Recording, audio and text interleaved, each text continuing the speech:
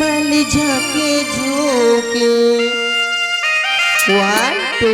3 4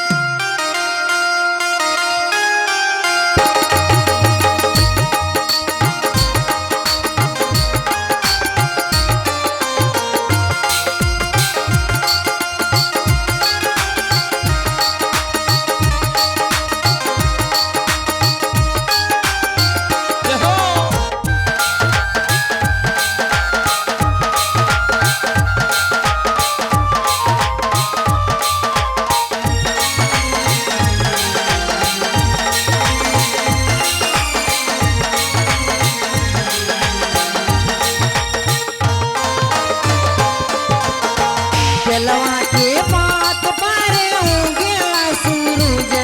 मल झाके झोंके जलवा के पात पर उगेला सूरज मल झाके झोंके हे करेलू छत बरती यास झाके झोंके हे करेलू छत बरती यास झाके झोंके हमरो से पूछी से उनका लागे हम तो से पूछी बारतिया बारती से उनका लागे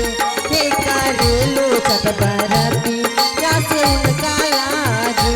हे करेलो छत बरती या से उनका लागे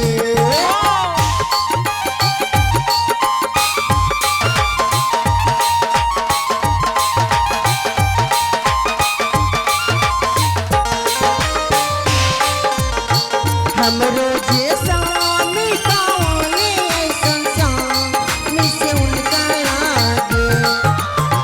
हमरो जे स्वामी कौने ऐसन स्वामी से उनका लागे हे करेलो छत बरती या से उनका लागे हे करेलो छत बरती या से उनका लागे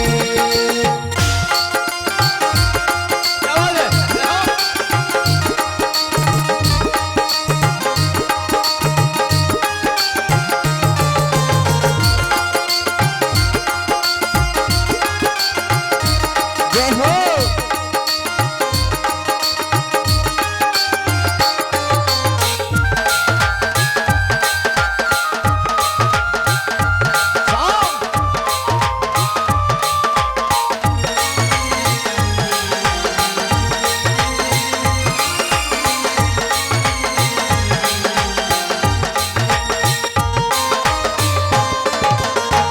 हमरो जे बेटा कौने ऐसन बेटा पास उनका लागे हमरो जे बेटा कौने ऐसन बेटा पास उनका लागे हे करेलो छत बरती या से उनका लागे हे करेलो छत बरती या से उनका लागे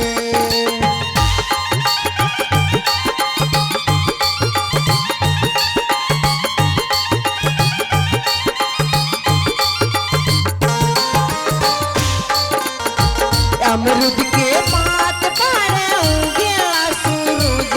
मल झाके झोंके अमरुद के पात पर उगेला सूरज मल झाके झोंके हे करेलो छत बरती या से झाके झोंके हे करेलो छत बरती या से झाके झोंके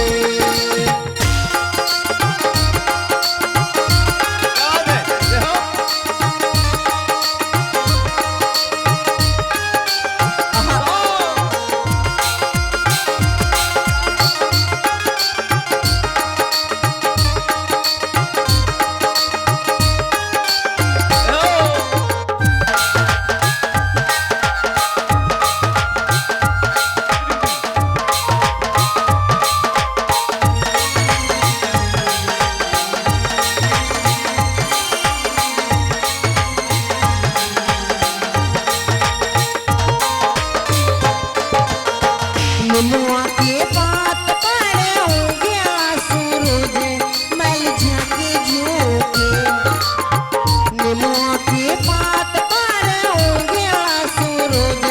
मैल झाके झूके